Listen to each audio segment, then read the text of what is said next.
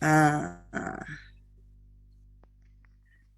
Katanya pertemuannya offline dan online. Benar, Iya benar info Bu. dari Bu Rizka. Tapi yang untuk offline-nya itu berapa kali pertemuannya?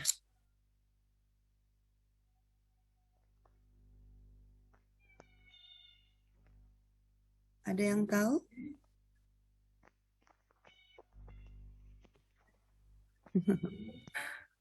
Oke, baik. Ini rata-rata cewek kayaknya ya.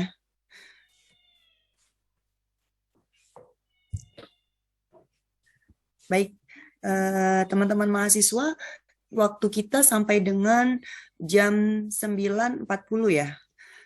Kita 1 jam 40 menit. Saya akan memperkenalkan diri saya. Saya izin share screen.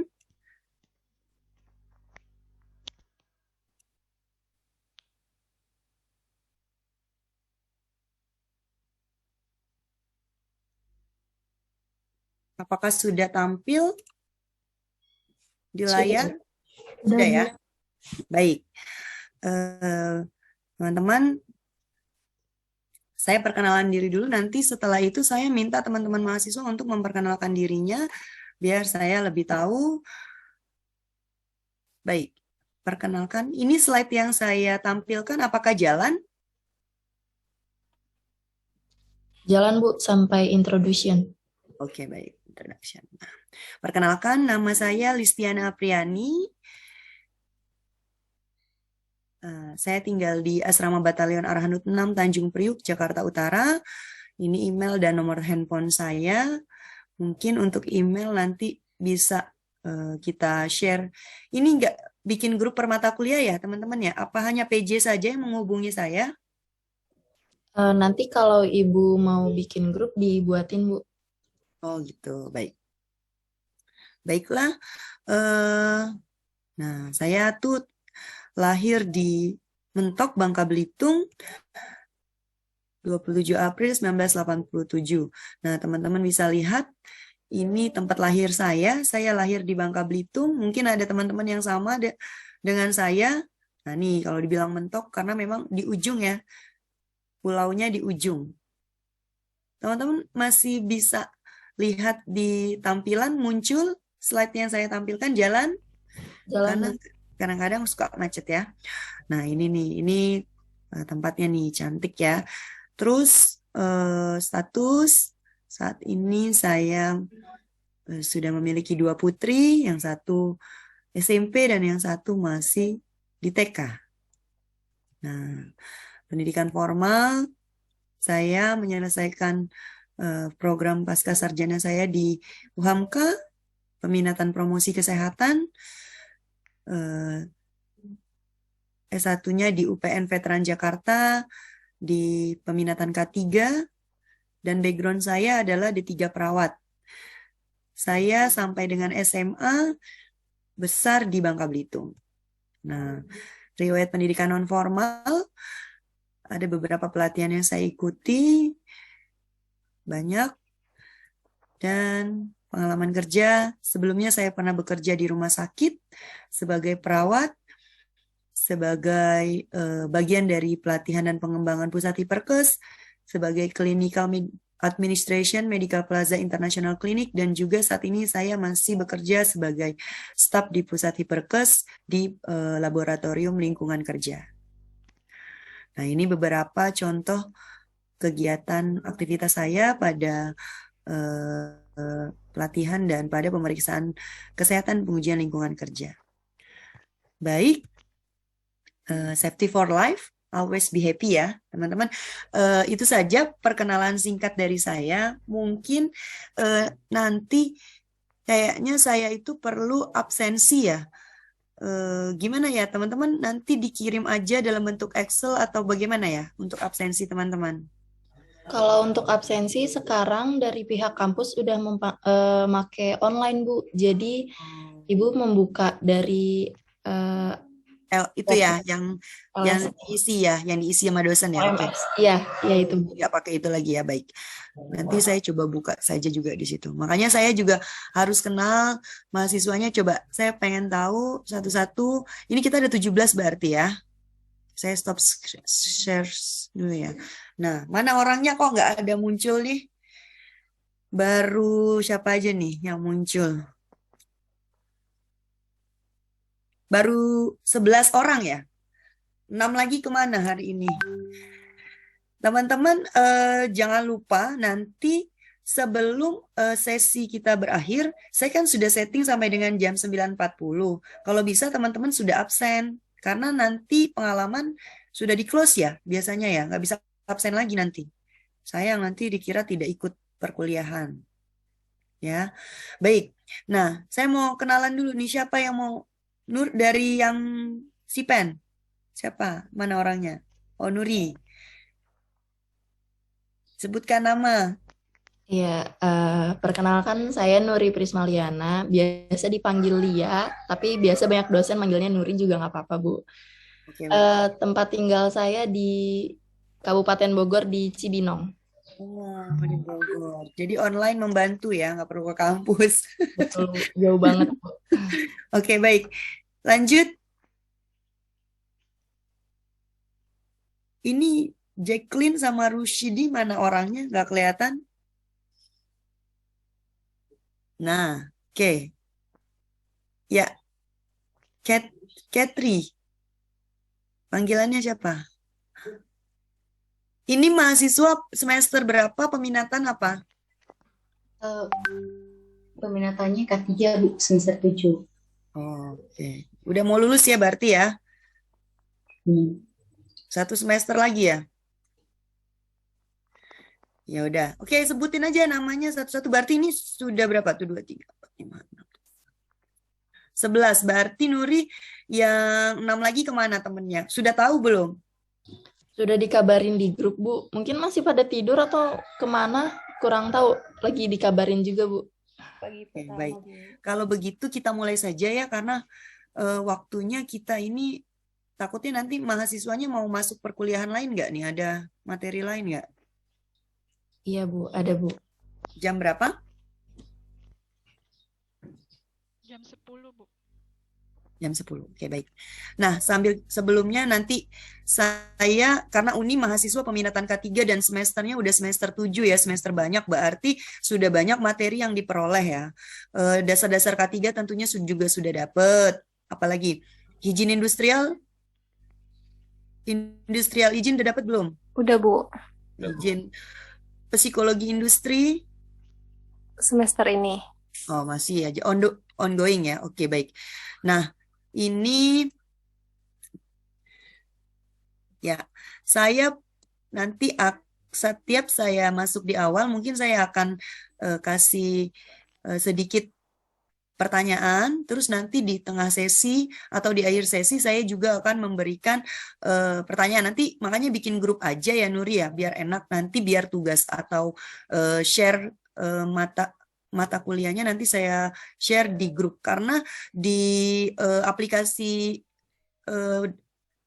LMH ya, apa ya sih tadi bilangnya, yang punya dosen itu tidak bisa megabyte-nya kecil banget gitu. Jadi nggak bisa upload PowerPoint yang dalam bentuk gambar banyak-banyak, nggak muat. Tuh, nanti mungkin akan dikirim di WhatsApp grupnya. Nanti dibikin saja. Terus nanti kalau misalnya di akhir sesi saya minta ada kumpulkan tugas, nanti mohon dikirimkan via WhatsApp saja. Oke, kita masuk ke apa saja sih yang akan kita pelajari di 1 semester tentang mata kuliah laboratorium K3. Nah, sebentar.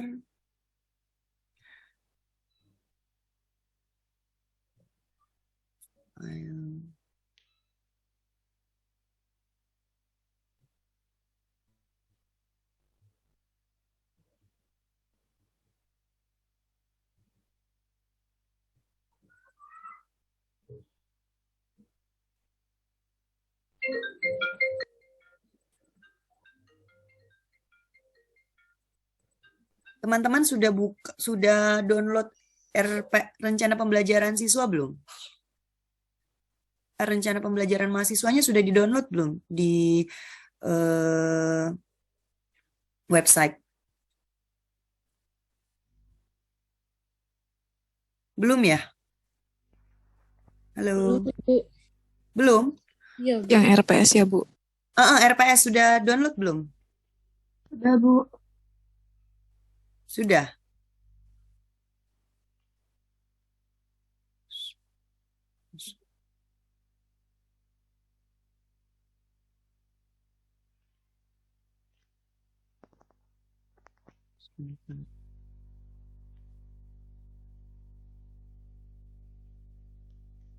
Kalau ini muncul nggak? Nggak muncul ya?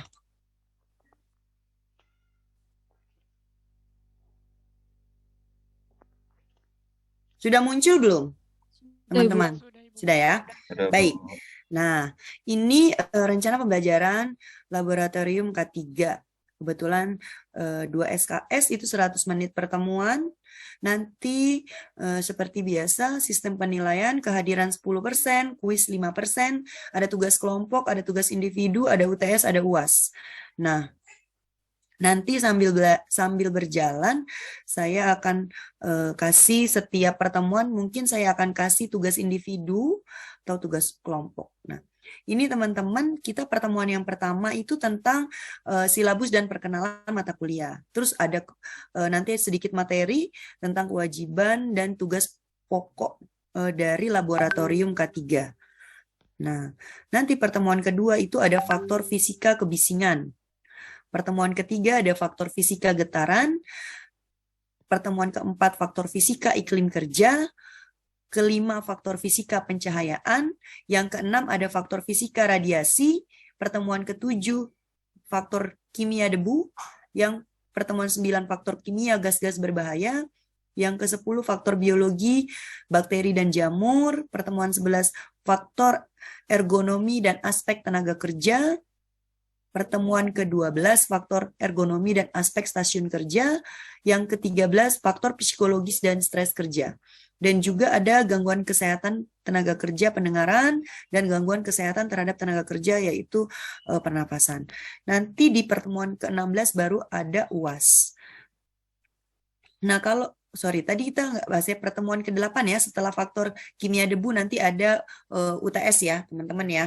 Nanti kita setelah pertemuan faktor kimia debu baru kita adakan UTS. Nah, teman-teman, kalau untuk UAS dan UTS selama ini bagaimana? Di kampus online kah atau bagaimana? Ya online, Bu. Selama ini masih online, jadi online, Bu. Jadi dosen mengirim tugas, terus mahasiswa mengumpulkan via email atau via apa? Ada yang pakai Word, ada juga yang pakai Google Classroom gitu-gitu, Bu. Google Classroom. Iya. Pakai Google Classroom. Oke, baik. Oke, nanti berarti si dosen mengirimkan tugas ya. Nah, terus untuk pertemuan prakteknya, apakah sudah dibahas dengan Ibu KTU-nya tentang, katanya teman-teman mau ada praktek ke laboratorium Hiperkes ya? Apakah sudah ada pembahasan seperti itu ya, Nuri? Belum tahu, Bu, kalau soal itu. Oh. Atau mungkin ngambil di jam-jam yang offline? Iya, karena kalau praktek itu harus offline, karena biar mahasiswa itu mendapatkan gambaran nyata tentang apa aja sih yang dilakukan dalam pengujian laboratorium K3, seperti itu. Ya, baiklah kita untuk efektif waktu, Ibu langsung saja masuk ke mata kuliah kita yang pertama.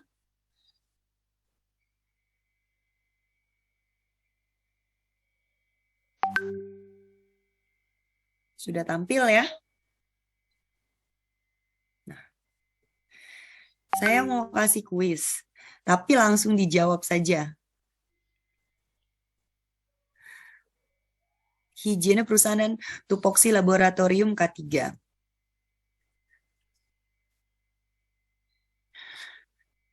Teman-teman kan sudah ngambil peminatan K3. Sebelumnya udah tahu belum? K3 itu kenapa sih lambangnya itu seperti ini?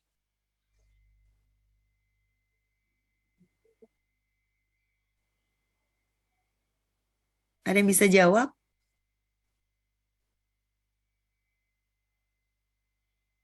Halo, Nuri, mana?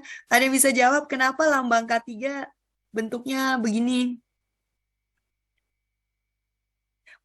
Perundang-undangan K3 sudah masuk belum? Sudah, Bu. Sudah ya? Ayo, teman-teman dasar-dasar K3 sudah ya? Udah dari pertama kali ya? Saat peminatan semester 4, semester 5.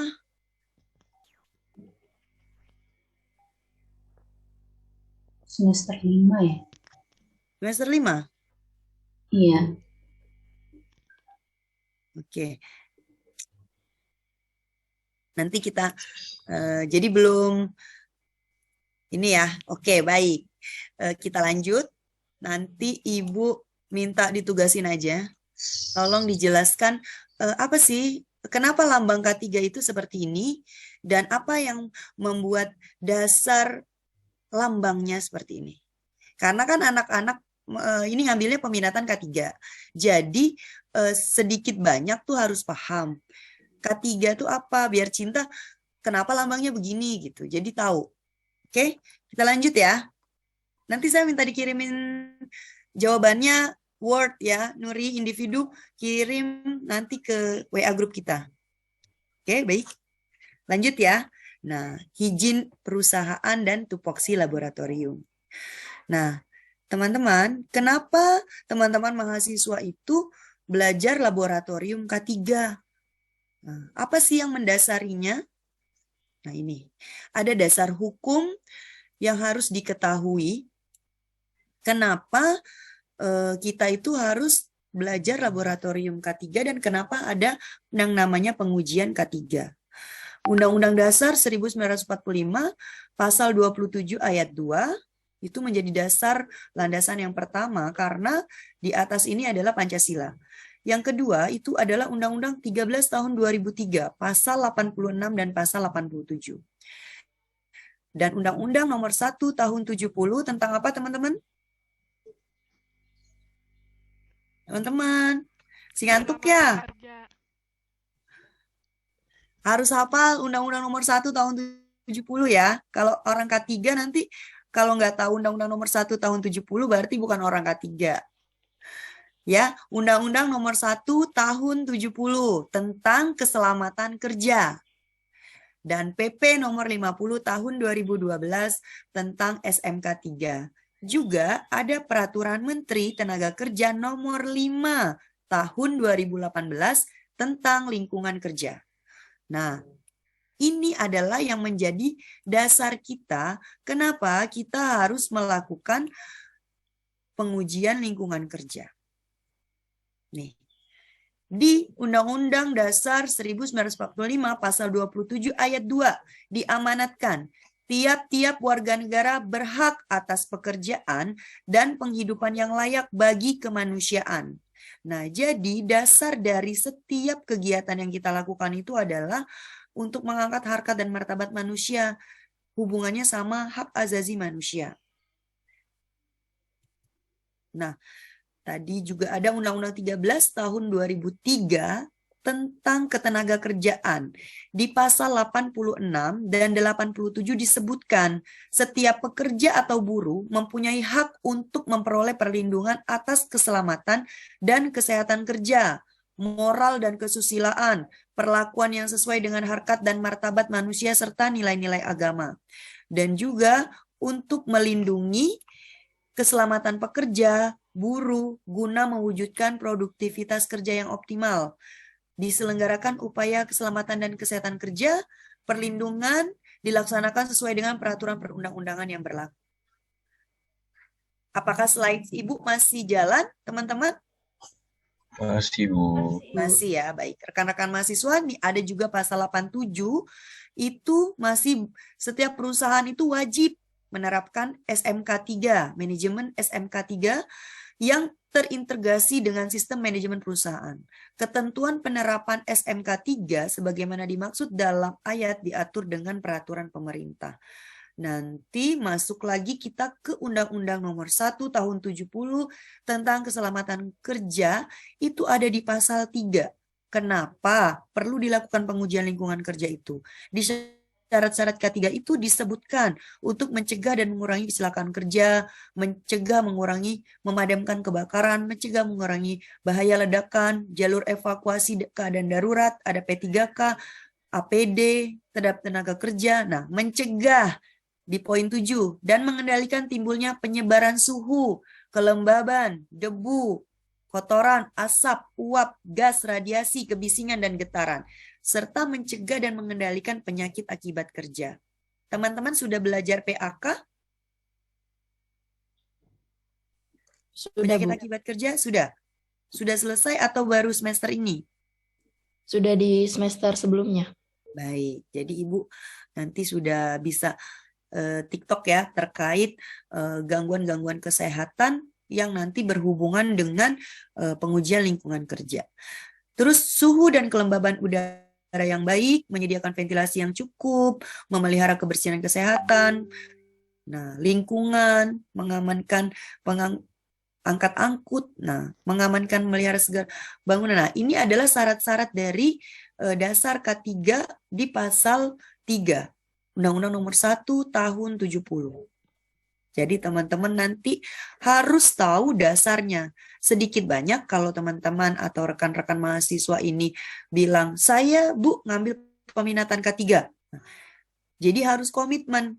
Sudah ngambil K3, harus tahu undang-undang apa saja yang memang menjadi pegangan kita sebagai orang K3. Nggak boleh lepas.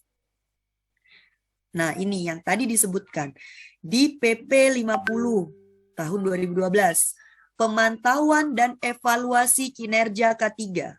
Pengusaha wajib melakukan pemantauan dan evaluasi kinerja K3.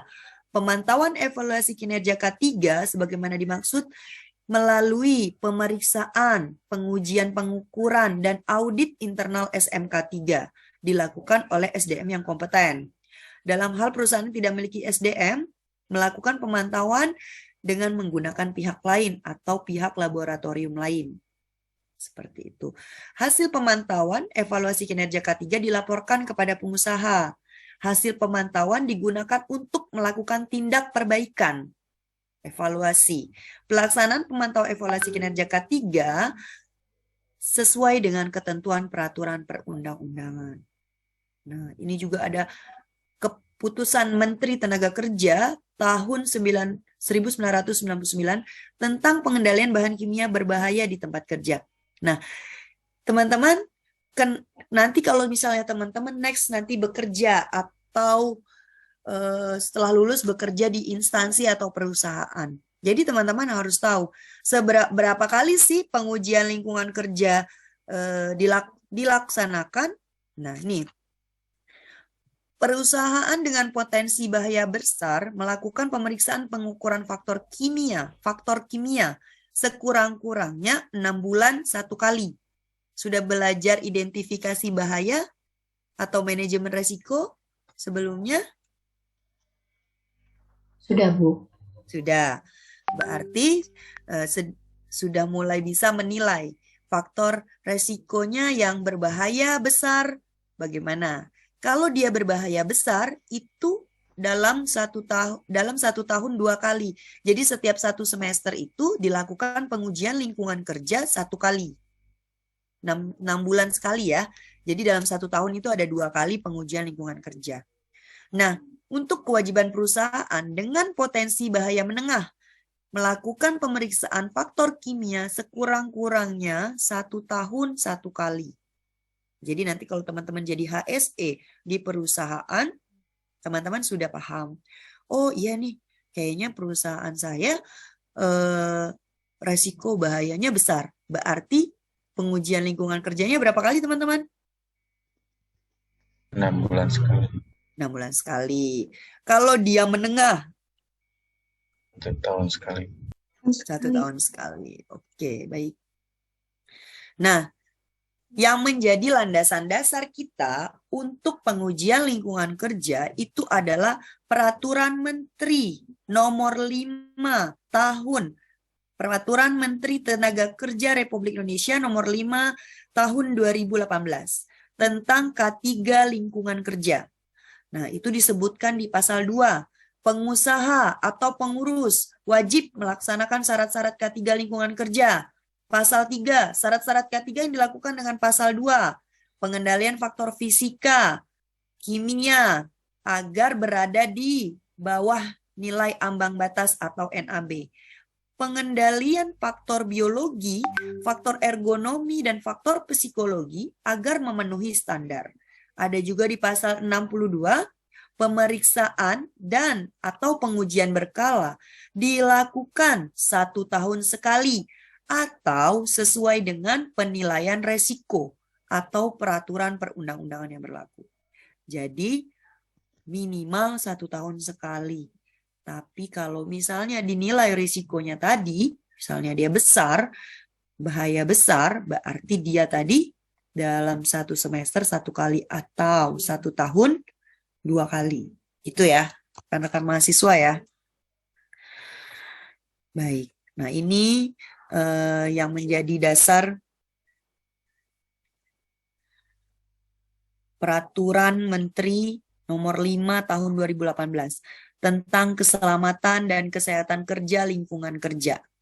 Wajib melaksanakan syarat-syarat K3 lingkungan kerja. Apa saja faktornya? Ayo, faktor yang mempengaruhi di lingkungan kerja apa aja? Teman-teman, halo. Ini emang hari libur ya, Sabtu tuh ya. Jadi kayaknya masih pada ngantuk. Faktornya apa saja? Kimia, faktor kimia, fisika, biologi, ergonomi, dan psikologi. Jadi 5-5-nya itu harus dilakukan pengujian. Kalau ini karena diamanatkan wajib. Jadi wajib itu artinya harus. Ya, teman-teman ya. Oke, nah. Tahap industrial hygiene monitoring itu kita diawali dengan pengenalan lingkungan kerja. Jadi kita harus mengetahui hazard identification, identifikasi bahaya lingkungan kerja. Kita mulai dari kondisi operasinya, mulai dari raw material sampai dengan hasilnya apa, produknya apa, dan bahan buangnya apa. Seperti itu. Nah, risk assessment juga untuk lingkungan kerjanya. Kita mengetahui bahaya lingkungan kerjanya dengan apa? Kita melakukan pengukuran, pengambilan sampel, dan dianalisa di laboratorium, kemudian kita bandingkan dengan standar. Sesuai nggak sama nilai ambang batasnya?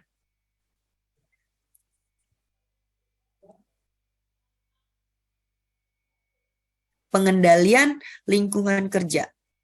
Penerapan teknik tertentu untuk menurunkan bahaya sampai batas yang masih dapat ditolerir oleh manusia dan lingkungannya dengan nilai ambang batas.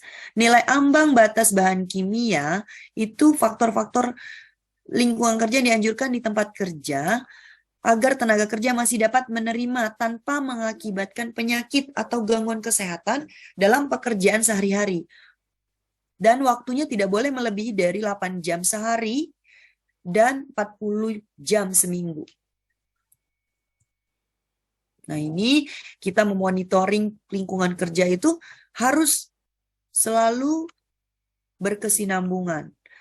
Dimulai dengan identifikasi faktor-faktor bahayanya apa, dilakukan pengukuran dan pengujian serta penilaian. Setelah ada hasil dan didapatkan hasilnya apakah sesuai dengan NAB atau tidak, baru dilakukan pengendalian teknis lingkungan kerja. Pencegahan dampak terhadap tenaga kerja. Itu adalah tujuan dari pengendalian tadi. Monitoring lingkungan kerja itu, faktor bahaya lingkungan kerja adalah segala sesuatu yang berada di lingkungan kerja saat melakukan pekerjaan yang dapat mengganggu kesehatan, kenyamanan kerja, sampai dia dapat mengakibatkan penyakit akibat kerja. Penyakit akibat kerja ada berapa macam ya, teman-teman?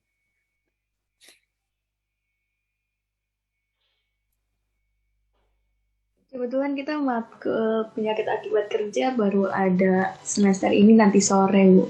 Oh, baru masuk ya? Iya. Baik. Bapak, sambil jalan saja, nanti teman-teman akan mengetahui, karena di setiap pembelajaran lab K3 itu nanti korelasinya hubungannya sama dampak apa yang akan ditimbulkan dari pengujian itu. Misalnya nilainya di nilai atas nilai ambang batas. Penyakit apa yang ditimbulkan, penyakit akibat kerja apa yang dapat terjadi dari proses industri itu. Seperti itu. Nah, kenapa kita melakukan monitoring lingkungan kerja? Tujuannya seperti ini, rekan-rekan mahasiswa. Pertama, evaluasi kondisi lingkungan kerja. Apakah tempat kerja membahayakan? Mengetahui apakah norma atau peraturan yang ditetapkan atau dilaksanakan oleh perusahaan. Mengecek tidak efektif tidak alat kendali yang ada untuk mendapatkan data lingkungan kerja. Ini kepentingannya legal, misalnya untuk audit, untuk akreditasi, seperti itu. Merencanakan dalam pengadaan alat-alat pelindung diri, APD-nya apa saja yang diperlukan. Sebagai dasar perencanaan alat-alat kendali, penelitian membantu penyelidikan apakah kasus penyakit yang timbul itu berkaitan dengan kondisi lingkungan kerja. Misalnya banyak tenaga kerja yang mengalami sakit, misalnya gangguan pernapasan atau gangguan pendengaran, itu dilihat apakah memang misinya terlalu melebihi NAB atau debunya tinggi. Nah, itu untuk melakukan konfirmasi. Berarti penyakitnya karena kondisi lingkungan kerja yang buruk atau memang yang bersangkutan memang memiliki riwayat penyakit bawaan. Rekan-rekan mahasiswa, apakah sudah belajar proses identifikasi bahaya? Berarti sudah belajar dong proses industrial proses, mulai dari raw material sampai jadi hasil barang produksi, hasil produksinya apa gitu, sudah? Belum, Bu. Belum. Nah, jadi teman-teman, nanti pada saat kita melakukan identifikasi bahaya, itu kita mulai dari harus tahu nih, instansi tersebut atau pabrik atau tempat produksi itu dia prosesnya itu apa saja. Nah, ini seperti gambar di slide yang Ibu tampilkan. Bisa dilihat, ini adalah pabrik, contoh ya, ini adalah manufacture of cement. Jadi ini adalah produksi semen. Nah, teman-teman itu kalau misalnya nanti bekerja di pabrik, misalnya pabrik semen contohnya, ini pada saat kita melakukan pengujian lingkungan kerja, kita tuh harus tahu apa saja proses produksi yang terjadi di pabrik tersebut. Misalnya seperti A ini adalah crushing, menghancurkan, terus storage wetting wet process. Nah, ini dibasahi, dikasih air, ini apa aja prosesnya dan apa saja bahannya yang dapat membahayakan kesehatan dari tenaga kerja. Kalau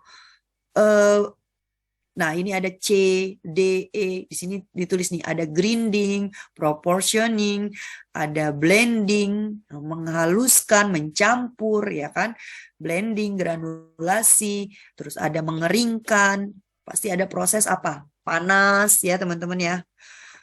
Ada debu, seperti itu. Nah, jadi di setiap prosesnya itu akan kita identifikasi sumber bahayanya apa saja, mulai dari raw materialnya dan proses yang terjadi. Begitu. Yang 5M sudah belajar? Material, metode. Sudah, Bu.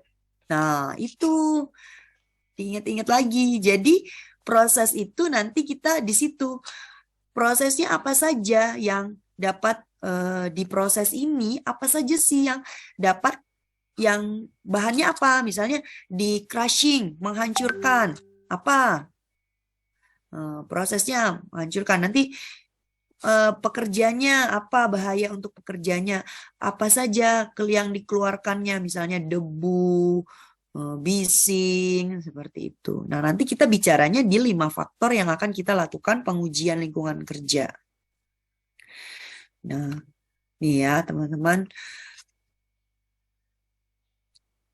Teman-teman coba lihat di slide. Tadi ada berapa yang harus dilakukan pengujian faktornya? Ada berapa? 5, Bu. 5. Rusdi Yogi panggilnya siapa? Yogi ya? Yogi, Bu. Yogi. Kayaknya jawab Yogi terus nih. Coba yang lain. Tadi kita udah satu tugas ya. Apa tadi tugas yang pertama? Nanti dikirim ke saya.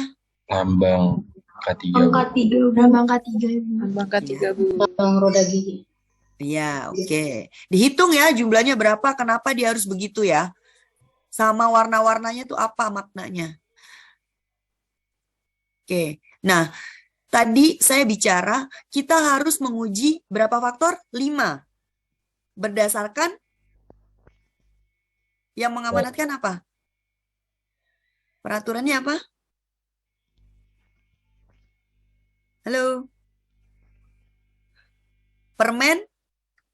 Permenkes.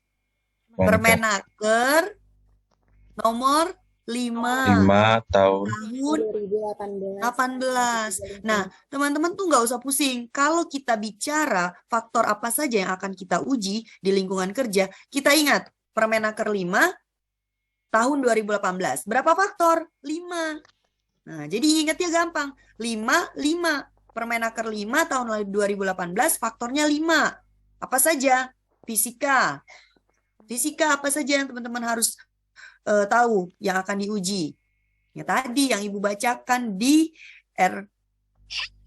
rencana pembelajaran kita tadi. Pertama, kebisingan. Kenapa kebisingan kita uji? bahaya lingkungan kerja, Bu. Kebisingan nanti kalau teman-teman sudah bekerja di pabrik, itu teman-teman akan tahu seberapa bising mesin-mesin produksi itu dan seberapa dia mengganggu dan dapat menyebabkan ketulian apabila pekerja itu bekerja dengan jangka waktu bertahun-tahun di situ. Kebisingan, ada juga getaran. Getaran apa nih yang kita ukur? Getaran dari? Benda. Teman-teman sudah belajar getaran? Baru, Bu. Halo? Halo? Waduh, Iya, Bu. kita harus ketemu nih kayaknya kelasnya. Setuju, Bu. Kebisingan, getaran, tekanan panas. Nah, kalau getaran itu teman-teman nanti akan mengukur misalnya getaran forklift, getaran kren, misalnya kayak di pelabuhan. Itu kan ada kren yang besar-besar yang untuk mengangkat kontainer. Itu dia getarannya itu, paparannya terhadap pekerja itu bisa menyebabkan gangguan persarafan. Bisa menyebabkan fungsi dari fisiologis tubuh itu tidak berfungsi dengan baik. Nah, itu kenapa getaran itu jadi menjadi salah satu aspek yang harus diukur di dalam Permenaker 5 tahun 2018. Ada tekanan panas. Kenapa tekanan panas? Ada juga pabrik-pabrik yang dia melakukan proses produksi dengan suhu yang ekstrim. Lebih ada yang 1000 derajat Celcius, seperti pabrik baja dan proses peleburan bahan-bahan tambang itu. Ada juga tekanan dingin. Kalau tekanan dingin gimana nih? Halo? Kok off on? Gak ada yang on cam ini teman-teman.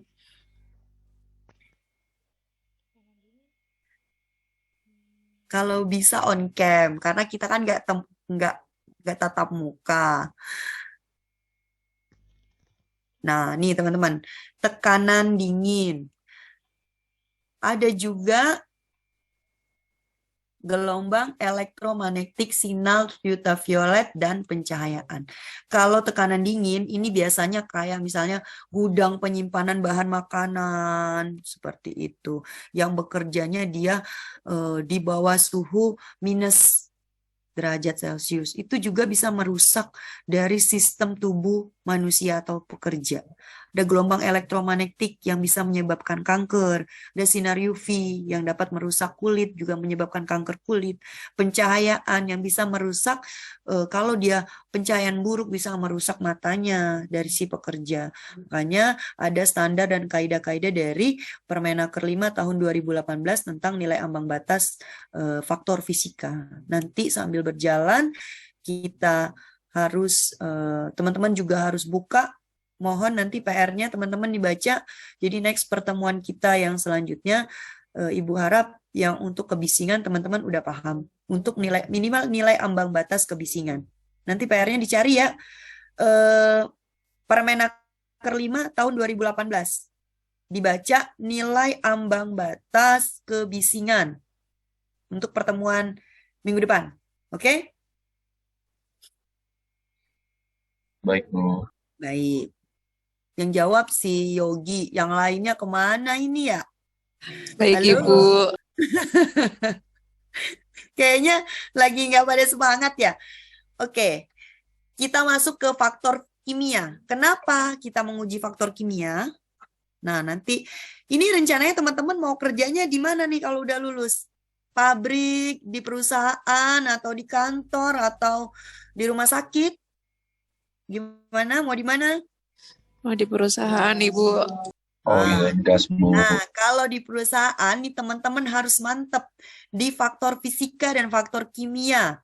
Semua faktor memang ada, tapi kalau teman-teman nanti bekerja di perusahaan atau di pabrik, perusahaan biasanya pasti ada pabrik ya, produksinya ya. Nah, itu Iya, akan ada gas, uap, debu, fume, asap kabut, cairan, dan benda padat serat. Benda padat serat misalnya apa?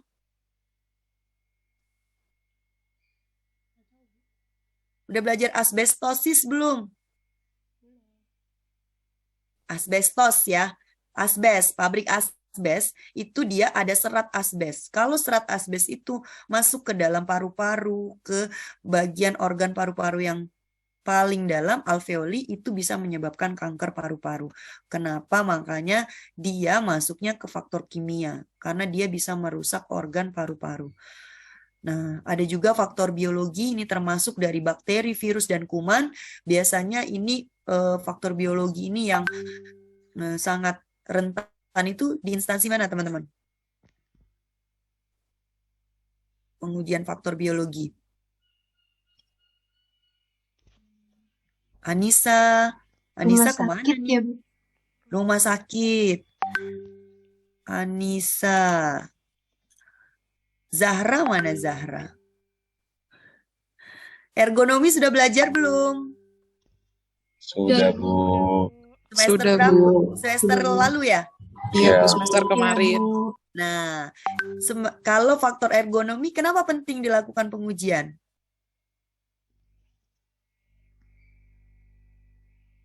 Halo? Agar pekerjaan lebih nyaman, Bu. Mihda, mana Mihda? Muhammad Mihda kok nggak kelihatan?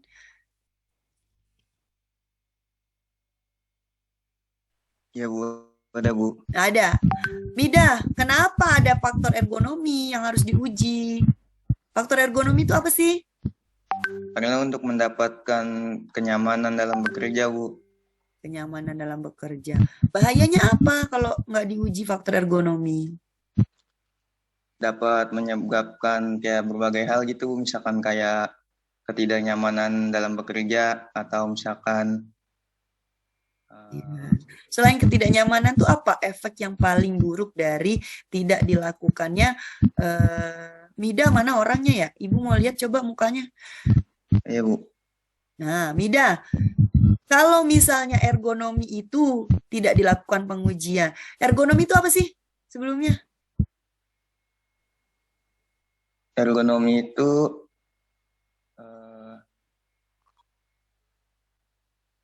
Tentang postur tubuh, Bu. Ya, salah satunya. Ayo yang lain bantuin Mihda. Aturan yang berhubungan dengan kerja. Nah, ergonomi itu kesesuaian sikap kerja dan cara kerja dari pekerja dan peralatan kerjanya. Nah, kalau misalnya dia tidak sesuai dan dia bekerja dalam waktu yang bertahun-tahun, dalam jangka waktu yang lama, dapat menyebabkan apa? Cedera, Bu. Penyakit Irisin akibat di kerjaan. penyakit akibat kerja apa penyakitnya? Muskuloskeletal disorder. Nah, nggak apa-apa ya. Ini Ibu remind ya. Ibu bukan ngetes teman-teman, tapi maksudnya biar materi-materi yang sudah lalu itu tidak dilupakan karena K3 itu dia saling berhubungan. Jadi setiap materi yang disampaikan itu dia akan berhubungan. Makanya sebenarnya lab K3 itu adalah materi terakhir untuk pengkayaan dari mahasiswa. Karena dia ini mempelajari semua yang sudah dipelajari, nanti diukur di situ. Dan kita akan aplikasi lebih real. Apa sih kita sebagai orang K3 itu apa sih yang harus kita lakukan di saat nanti kita bekerja di instansi atau perusahaan. Makanya kalau teman-teman memang sudah di hati, oh saya adalah SKM, peminatan K3. Nah, teman-teman tuh udah harus dalam hatinya itu sudah, oh K3. Lambangnya itu tadi, yang hijau tadi yang Ibu tanya. Teman-teman tuh harus tahu, udah hafal mati. Oh, kenapa sih lambang saya K3 gitu. Punya jasnya nggak? Ada lambang K3? Nah, oke. Ya, nanti kita lanjut. Nah, yang terakhir itu faktor psikologis. Suasana kerja, hubungan antar pekerja dan pengusaha, serta tentang stres kerja. Jadi, tadi ada berapa faktor yang kita uji? 5, Bu. 5, Bu. Sesuai dengan dasarnya? Permenkes. Nomor 15. Jadi kita itu nggak usah pusing. Permennya ada 5. Yang diuji itu 5 faktor. Udah tahu kan? Jadi peraturan Menteri Tenaga Kerja permen. Ingatnya permen aja. Yang gampang kita ingat. Permen 5. Yang diuji 5 faktor. Fisika, kimia, biologi, ergonomi, psikologi kerja. Oke, sampai di sini ada yang ditanyakan? Kita lanjut? Lanjut, Bu. Lanjut. Bu. Jangan lanjut-lanjut aja. Ntar ditanya lagi. Lupa. Oke, kita lanjut ya. Nah, seperti tadi yang kita bahas di RPM dan RPS, itu tadi kita sudah bicara dasarnya apa saja untuk pengujian lingkungan kerja. Faktor yang diuji apa saja. Sebelum menguji, apa yang harus dilakukan tadi? Halo? Identifikasi? Masalah. Nah, identifikasi masalah atau identifikasi bahaya. Baru kita lakukan pengujian. Kita lakukan mapping atau pemetaan dari bahaya itu sendiri, baru kita lakukan pengujian lingkungan kerja. Nah, instansi apa saja sih pihak lain yang berhak melakukan pengujian lingkungan kerja? Salah satunya adalah UPTD bidang pelayanan pengujian kerja K3. Apa? Salah satunya yang di Jakarta ada nih Pusat Hiperkes dan Kesehatan Kerja, tempat Ibu bekerja nih, salah satu instansi yang melakukan pelayanan pengujian K3. Dasar hukumnya itu adalah Pergub, Peraturan Gubernur. Nah, dasar hukumnya apa? Nah, ini teman-teman, kenapa tadi Ibu selalu bilang, kalian peminatan apa? K3, Bu. Kalau bilang K3, harus nih. Apa tadi undang-undangnya? K3. 1/7/10. Tahun? Kartika Putri, mana orangnya? Halo. Kartika Putri. On cam, Ibu mau tanya. Kartika Putri, Undang-Undang nomor 1 tahun 70 tentang apa tadi? Keselamatan kerja, Bu. Oke. Berarti kalau kita orang K3 harus tahu ya Undang-Undang Nomor 1 Tahun 70 ya. Iya, Bu. Nah, tadi untuk pengujian lingkungan kerja pasal berapa? Bu, Ada yang bantu? Pasal berapa teman-teman? Undang-Undang Nomor 1 Tahun 70 pasal berapa? pasal 3 bukan sih, Bu? Nah, kita kan K3, gampang. Undang-Undang 170 pasal 3 tentang syarat-syarat K3. K3. Jadi sebenarnya kalau di undang-undang itu pasti dia itu angkanya akan selalu berhubungan. Nah, teman-teman, jadi kalau misalnya untuk menghafal itu gampang sekali. Jadi kita Undang-Undang Nomor 1 Tahun 70 tentang keselamatan kerja, syarat-syarat K3 pengujian lingkungan kerja itu ada di pasal 3. pasal 3. Ya, Bu. Oke. Nanti saya minta teman-teman dicari Undang-Undang Nomor 1 Tahun 70. Coba dibaca ada berapa bab. Ya. Nah, Undang-Undang Nomor 13 Tahun 2003 juga tentang ketenaga kerjaan menjadi satu landasan dari pengujian lingkungan kerja selain aturan khusus dari Perda sendiri dan juga Pergub dari otonomi daerah Provinsi DKI Jakarta. Nah, ini tetap kita berpatokan pada peraturan apa tadi untuk pengujian lingkungan kerja yang menjadi dasarnya apa tadi? Permen berapa? Permennya ada berapa? 5 tahun 2018, Bu. Nah, Permen 5/18 berapa faktor? Ada 5 faktor, Bu. 5 faktor. Oke. Di sini pemeriksaan atau pengujian melibatkan lembaga eksternal dari luar tempat kerja. Inilah dia lembaganya. Pasal 59. Lembaga eksternal yang dimaksud meliputi unit pelaksana teknis daerah yang membidangi pelayanan pengujian K3. Nah, karena dia adalah laboratorium untuk menguji, maka laboratorium sendiri itu dia mempunyai akreditasi yang diaudit oleh badan lain, yaitu Badan Komite Akreditasi Nasional. Jadi kalau misalnya perusahaan ingin menguji, dia harus tahu nih laboratorium sudah terakreditasi atau belum. Kalau tidak, berarti lembaga tersebut tidak mempunyai wewenang untuk melakukan pengujian lingkungan kerja.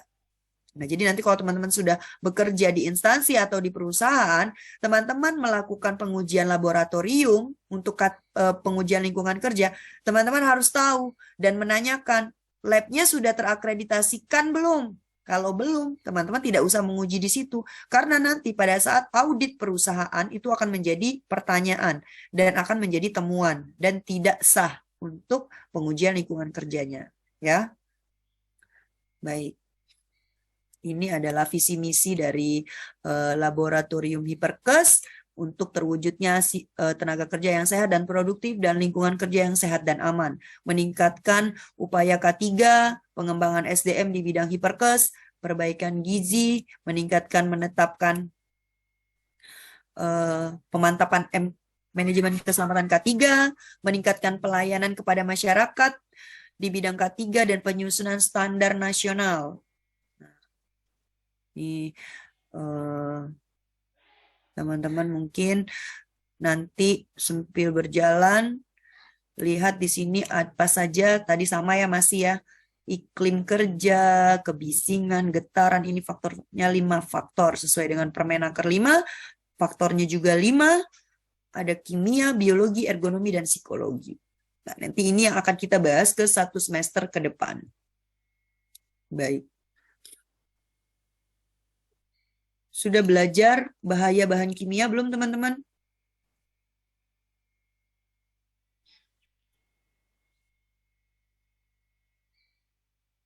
Ardi Agustiawan, mana orangnya?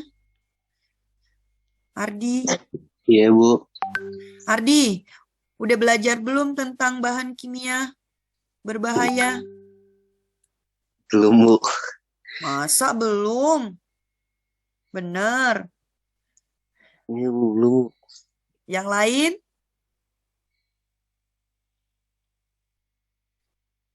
Halo? Kalau bilang bahan kimia, Bu, Mungkin semuanya berbahaya ya kalau kimia ya. Ah, maksudnya Mungkin. sudah ada pembelajarannya belum? Sudah Bu, tapi mungkin tidak spesifik gitu Bu. Iya, Iya. sekilas-sekilas doang, Bu. Jadi cuman bahan-bahan dasar doang. Iya. Kayaknya di toksikologi industri ya? Iya, Udah dapat lagi belum di materinya? semester ini Bu. Oh, baru masuk. Iya. Iya, baru masuk tentang masalah Oke, toksikologi. baik. Nah, nanti teman-teman akan belajar tentang bahan kimia beracun ya. Nanti ada namanya lembar data keselamatan bahan, ada MSDS. Nah, nanti kalau misalnya teman-teman sudah belajar toksikologi industri, teman-teman harus baca yang namanya MSDS, yaitu Material Safety Data Sheet. Dari bahan kimia itu, apa saja yang dapat menyebabkan gangguan kesehatan terhadap pekerja. Nah, ini adalah contoh-contoh bahan kimia yang biasanya dilakukan pengujian lingkungan kerja ya, teman-teman. Ada SO2, ada NO2, ada CO, ada OX, ada PB, ada O2, CO2, total VOC, debu 24 jam, ada debu PM10, ada debu TSP, debu juga macam-macam, ada PM10, 2,5, 1,0. Nanti biasanya di toksikologi industri itu akan dibahas secara detail. Dan saya harapkan teman-teman itu bisa benar-benar fokus untuk minimal walaupun tidak hafal, itu mengerti dan paham. Ya, baik. Nah, ini juga untuk parameter pengujiannya ada kebisingan ambien 24 jam. Ini yang kebisingan sudah dipelajari ya? Udah Bu. Sudah? Sudah, Bu. Sudah ya. Nah, kebisingan itu ada kebisingan di lingkungan kerja, ada kebisingan di ambien 24 jam.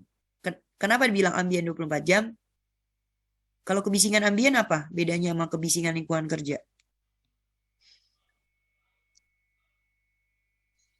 Farah Lutfia yang mana orangnya? Saya Ibu hadir. Farah, kalau kebisingan ambien sama kebisingan lingkungan kerja apa bedanya?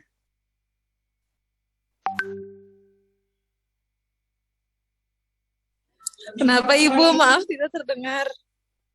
Perbedaan kebisingan ambien sama kebisingan lingkungan kerja. Coba teman-teman yang tahu dibantu.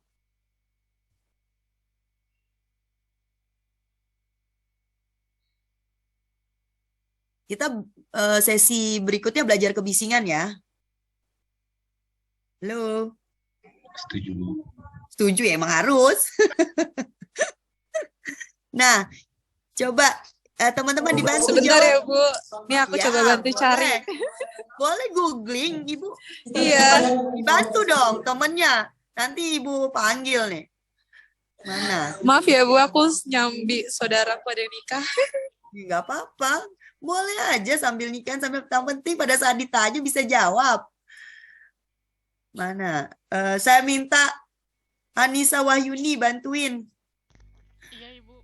Farah, coba kebisingan ambien sama kebisingan lingkungan kerja, bedanya apa sih? Gitu. Karena itu nanti akan kita pelajari dan kita lakukan untuk pengujian lingkungan kerja. Kalau kebisingan lingkungan itu bunyi yang tidak diinginkan dan dapat Ya. mengganggu kesehatan pada lingkungan. Oke.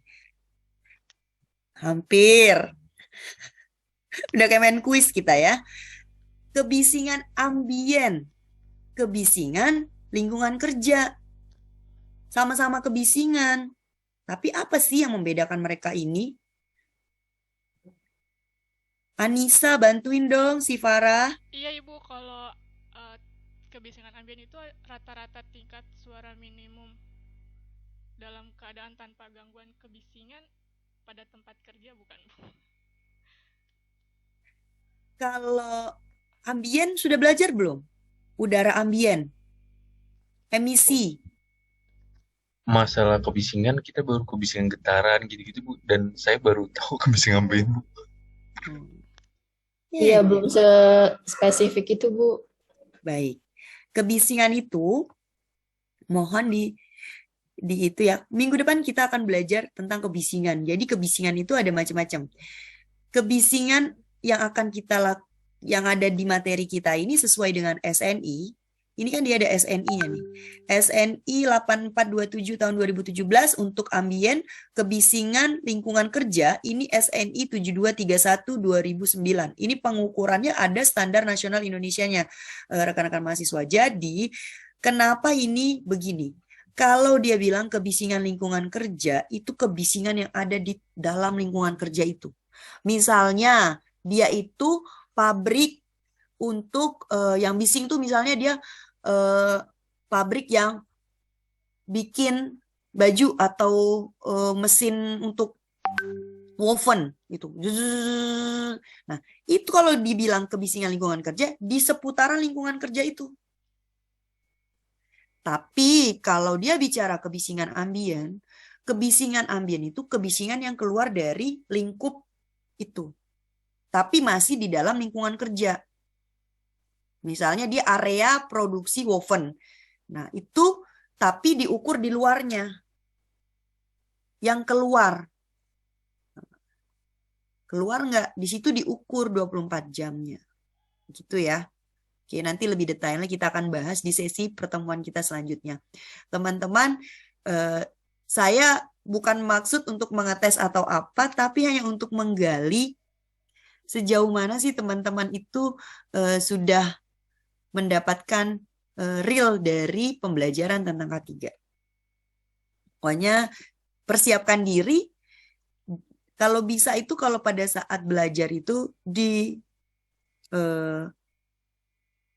dipahami ya, nggak usah dihafalkan tapi sedikit banyak dipahami. Nah ini parameter pengujian juga termasuk tadi biologi, psikologi, dan ergonomi. Nanti ergonomi juga akan kita bahas di SNI 9011 2021. Ini SNI terbaru dan pelatihannya juga masih hangat banget. Nanti kalau misalnya masih sempat, Ibu akan bantu kasih biar teman-teman paham SNI yang dikeluarkan oleh pemerintah Indonesia terkait tentang ergonomi.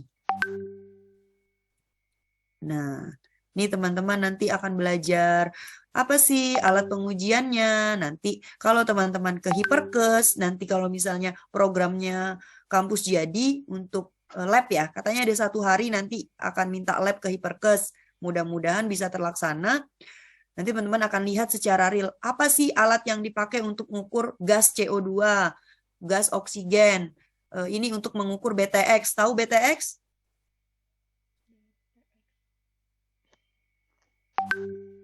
Nah, BTX tuh senyawa organik yang berbahaya juga. Nanti dibaca. Kalau misalnya mau bicara tentang kimia, teman-teman nanti saya sarankan buka lembar data keselamatan bahan. Tolong dicatat. Lembar data keselamatan bahan atau nanti dibaca MSDS. Material Safety Data Sheet. Ya. Oke? Baik, Nanti kita Bu. pertemuan selanjutnya. Jadi kalau Ibu ajak diskusi bisa ya enak lah, nggak bingung. Oke. Nah, ini alat HVAS debu untuk pengukuran debu 24 jam. Ini untuk mengukur debu. Ini impinger. Ini isinya botol-botol reaksi untuk mengukur bahan kimia. Yang tadi SO2, NO2, CO2. Ada juga H2S, NH3. Ini kita pakai ini, impinger namanya. Ada juga pompa dan tripod. Ini untuk pompa untuk menyedot bahan kimia yang akan dilakukan pengujian lingkungan kerja. Dan juga ada alat pendukung yaitu GPS untuk menentukan titik lokasi dari pengujian lingkungan kerja. Nah, ini alat pengujian fisika. Sound level meter untuk pengukuran apa? Kebisingan, Bu. Kebisingan ada di sini ditulisan. Kalau dilihat Ibu lagi presentasi pasti tahu nih. Ini kebisingan. Oke. Lux meter. Cahaya, Bu. Cahayaan. Heat stress meter. Heat stress meter. Apa? Halo? Suara bukan, Bu? Suara kan sound level meter, kebisingan.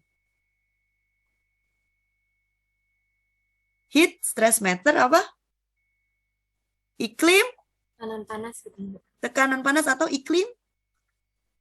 Iklim kerja, teman-teman. Ini ada suhu basah, suhu bola, suhu basah, suhu kering. Suhu kering, suhu basah, suhu bola. ISBB. Udah belajar belum ISBB? Oke, pelan-pelan ya. Ini pokoknya kalau lab K3 itu semua materi udah dicampur aduk, digado-gado di sini. Makanya nanti akan banyak pertanyaan yang keluar dari saya yang teman-teman juga sedikit banyak tuh kalau bisa respon. Ini anemometer untuk Kecepatan angin. Kecepatan angin, Bu. ya benar. Kecepatan angin. Laju ventilasi untuk mengukur kecepatannya. EMF meter. Radiasi, Bu.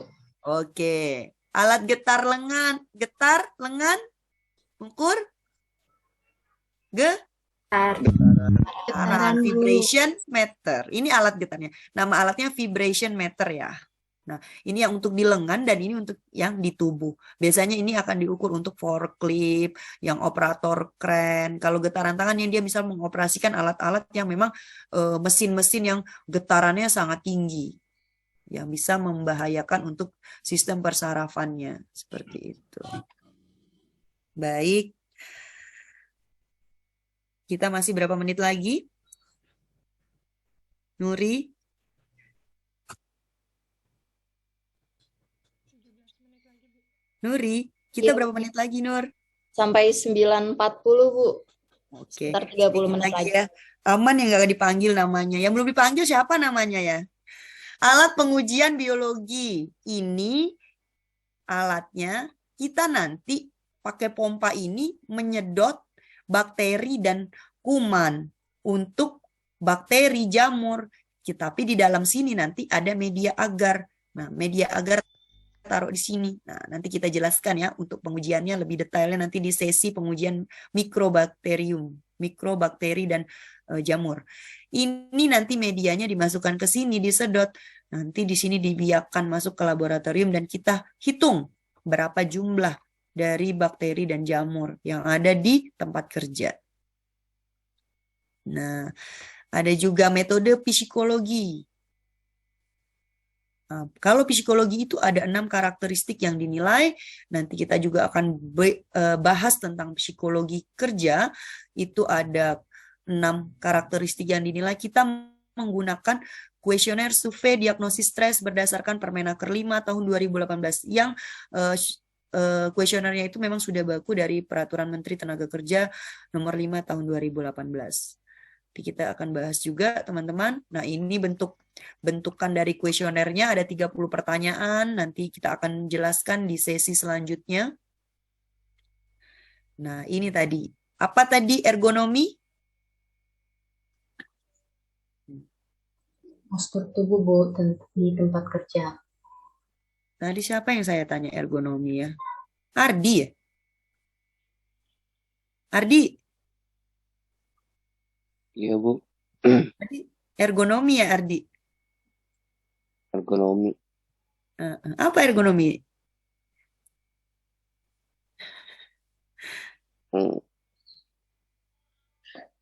Faisal, bantu Ardi dong.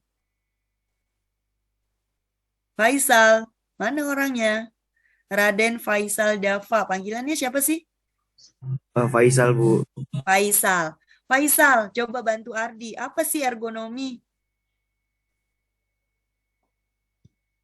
Yo. Nih, Posisi ya. bekerja, Bu, posisi bekerja. Kenapa posisi bekerjanya? Agar nyaman gitu, Bu. baik Ya. dan buruknya posisi tubuh saat bekerja. Oke, salah satunya. Oke. Nah, ini ya, Ardi, Faisal. Kita juga akan mengukur ergonomi kerja yang merupakan salah satu faktor dari 5 faktor itu. Ini dia di SNI 9011-2021. SNI-nya masih hangat baru keluar. Itu gangguan otot rangka akibat kerja, formnya. Ya, surveinya keluhan gangguan otot rangka. Nih, bahayanya ada macam-macam, ada yang untuk kantoran dan juga untuk di workshop atau di site of tempat kerja seperti pabrik, macam-macam ya. Itu bisa diukur dengan pengujian ergonomi. Jadi kita untuk tahu dia ini nyaman nggak kerjanya, ada gangguan nggak, sesuai nggak sikap kerja sama yang sebenarnya. Nah, itu nanti akan kita nilai. Nah, ini teman-teman, contoh dari pengujian lingkungan kerja. Ini menguji di pelabuhan, menguji kadar debu, menguji faktor kimia, ini faktor fisika, pencahayaan, kebisingan, ini 24 jam debu, tadi yang HVAS ya. Nah, ini untuk bakteri, ini alat terbaru untuk pengujian mikrobakterium. Ini juga pengujian lingkungan kerja. Nah, inilah kegiatan kalau nanti teman-teman bekerja di perusahaan akan berhadapan dengan seperti ini. Oke, sampai sini ada yang tanyain? Zahra? Zahra, ada yang ditanyain? Halo?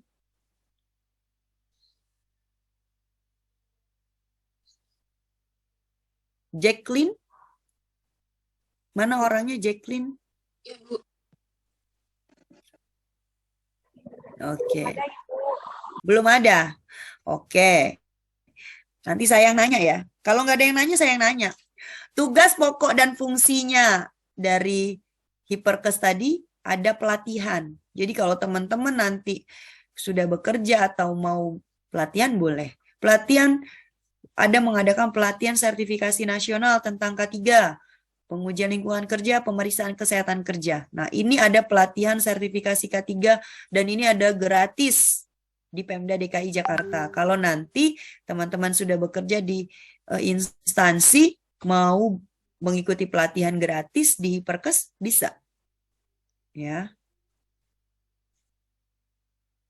Nah, ada pelatihan penerapan K3 bagi PPSU. Oke. Sudah selesai. Coba, ini kan udah selesai nih materi. Saya minta on cam semua dong, teman-teman. On cam semua. Yang lagi di mana nggak apa-apa. Nah, kelihatan ya mukanya ada yang baru mandi kayaknya nih. Baru selesai mandi. Zidan, mana Zidan? Jidatnya doang Zidan kelihatan. Zidan, Miftah. Faisal mana Faisal? Lagi jalan-jalan Faisal. Ah. Kartika Putri mana orangnya? Oke. Tadi tugas kita apa? Jelaskan lambang K3, Bu. Lambang K3, Bu. Tugas Lambang pribadi K3 ya. Di roda. Oke. Jangan hanya dikirimkan ke ibu.